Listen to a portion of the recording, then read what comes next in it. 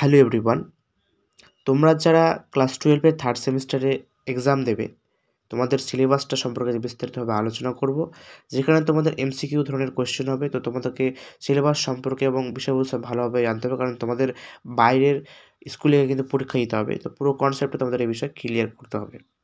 তোমাদের দুটো পার্টে কিন্তু ভাগ করা হচ্ছে, গ্রুপ এ এবং গ্রুপ বি। গ্রুপ এ থেকে 20 নম্বরের কোয়েশ্চেন হবে এবং গ্রুপ বি থেকে 20 নম্বরের কোয়েশ্চেন হবে। গ্রুপ এতে 2টো ইউনিট রয়েছে এবং গ্রুপ বিতে 2টো ইউনিট রয়েছে। তো তোমাদের সাথে পুরোটা আজকে বিস্তারিতভাবে বাংলায় ভালোভাবে চেষ্টা করব।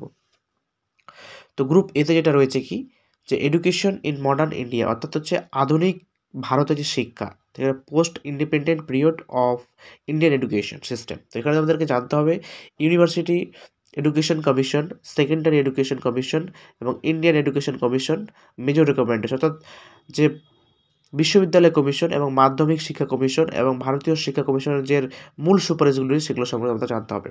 তারপরে ন্যাশনাল এডুকেশন পলিসি 1986 এবং 2020 যে সাইলেন্ট ফিচার্স, অর্থাৎ যে জাতীয় শিক্ষানীতির 2020 এবং 1986 যে প্রধান বৈশিষ্ট্যগুলি সেগুলো সম্পর্কে আমাদেরকে জানতে হবে।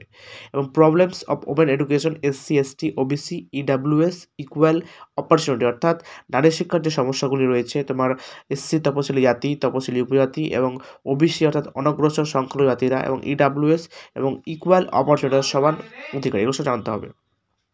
ইউনিট টুতে হচ্ছে কি, great educators and their contribution in education, অর্থাৎ মহান যে শিক্ষাবিদগুলো রয়েছে তাদের অবদান সম্পর্কে জানতে হবে। রবীন্দ্রনাথ ট্যাগর, স্বামী বিবেকানন্দ, মহাত্মা গান্ধী, জেন জ্যাকিন্স রুসো এবং জন ডিউ, এদের সম্পর্কে যে কন্ট্রিবিউশন অর্থাৎ সেক্ষেত্রে যে অবদানগুলি সেগুলো সম্পর্কে জানতে হবে তোমাদের। গ্রুপ এ তোমাদের 20 নম্বরের কোয়েশ্চেন হবে। তো গ্রুপ এ তোমাদের বোঝাতে পারলাম। এবার আমরা চলে যাব গ্রুপ বিতে, যেখান থেকেও তোমাদের 20 নম্বরের কোয়েশ্চেন হবে। এখানে রয়েছে recent Trends and issue in modern education, অর্থাৎ আধুনিক শিক্ষাক্ষেত্রে কী সমস্যা বা বর্তমানে কী চলছে সেগুলো সব জানতে হবে।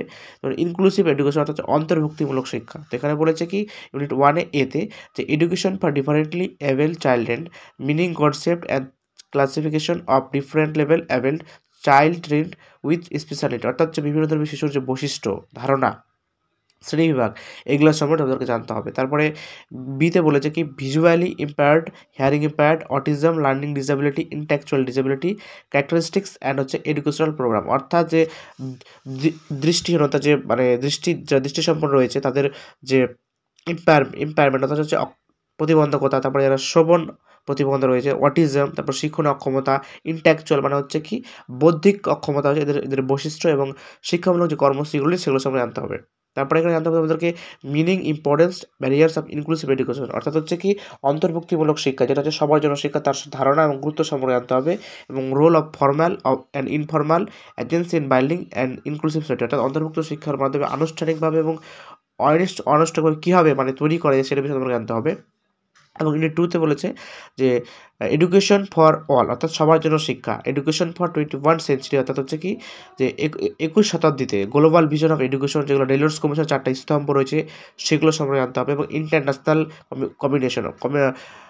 কমিশন, যেটা হচ্ছে কি আন্তর্জাতিক শিক্ষা কমিশন, তার অন ফিউচার এডুকেশন, অর্থাৎ ফিউচার ক্ষেত্রে কী রয়েছে সেগুলো সম্পর্কে জানতে হবে। তারপরে জানতে হবে universalisation of elementary education in India, অর্থাৎ হচ্ছে প্রাথমিক শিক্ষা সর্বজনীকরণের যে শিক্ষা ভারতে সেটা সম্পর্কে জানতে হবে। Role of positive psychological modern education, অর্থাৎ হচ্ছে মনস্তাত্ত্বিক ইতিবাচক দৃষ্টিভঙ্গি, সেগুলো জানতে হবে।